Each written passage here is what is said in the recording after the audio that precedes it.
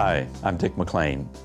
Today I just want to share my heart with you and tell you a little bit about what Pam and I and our family have gone through over the last few weeks.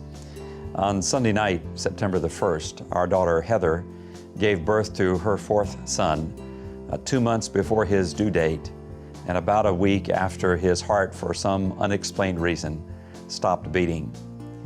Pam and I had just arrived in Denver a few days before for a long-awaited visit with our oldest son and his family when we received the phone call that no parent ever wants to receive.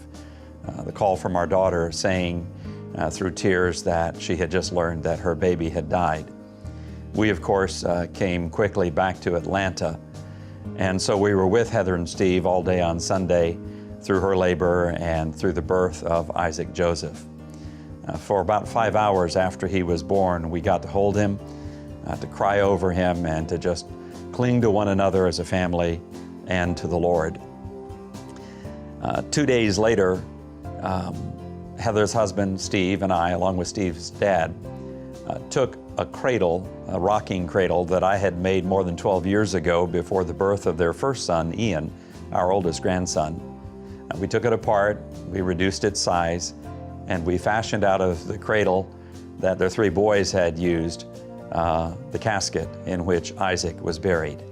And he's buried today at a beautiful natural cemetery that's operated by the Trappist monks just east of Atlanta. Our family has learned a lot as a result of this experience. I tried to capture some of it in the message that I brought to scores of friends who gathered with us by the graveside that day when we buried Isaac. And I posted that message on the Mission Society's blog page, which you can access through our website. A few of those things really stand out for me today. One is that the death of a child, even an unborn child, is much more difficult than I would have ever imagined. Another is that we've discovered that in a very personal way that God doesn't waste our sorrows. No, He already is using our sorrows to encourage and to bless and to help other people. And we are experiencing the reality of what Paul said when he wrote that though we sorrow, we don't sorrow like people who don't have any hope. No, our tears are mixed with the gladness that comes from knowing that Isaac is with Jesus and the joy that comes from knowing that one day we'll see him again. On that Tuesday afternoon when Steve and I were making Isaac's casket, Heather walked through Steve's wood shop at one point and through her tears said, "What parent has to make their own child's casket?" Well, as I pondered her question, I immediately realized that the answer was that many, many parents have to do that. And especially in the developing world where the Mission Society works so much, far too many go through that experience.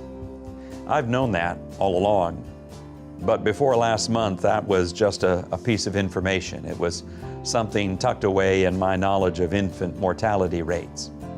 But today, that knowledge touches me personally in a way that it did not just a month ago. Late on August the 31st, the day that Pam and I flew back to Atlanta to be with Heather and Steve, and the day before Isaac was born, I wrote this to my dear friends on the board of the Mission Society. None of us ever imagined that it would be the newest member of our family who entered heaven first. We rejoice at the sure confidence that Isaac Joseph is with Jesus, but we grieve that he did not get to be with us first. 2 days later, I concluded another message to our board with these words: I could write volumes right now, but I won't. Suffice to say that the faith we hold is real, and the gospel we proclaim is true.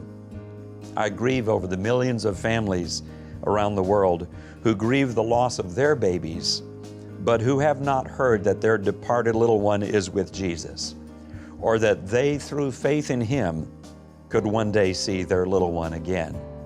Oh, may God help us to redouble our efforts to make Jesus known around the world. I can't imagine what it would have been like for our family to go through this experience without knowing Jesus. Sadly, all around the world today, countless other families are in the midst of their own time of sorrow and loss, but without the hope of Christ and without the help of the Holy Spirit, our blessed, precious Comforter. But together, we at the Mission Society, and believers around the world with whom we minister, together we can bring the message of hope and help to families who need it so much. So thank you for joining us in that all-important task.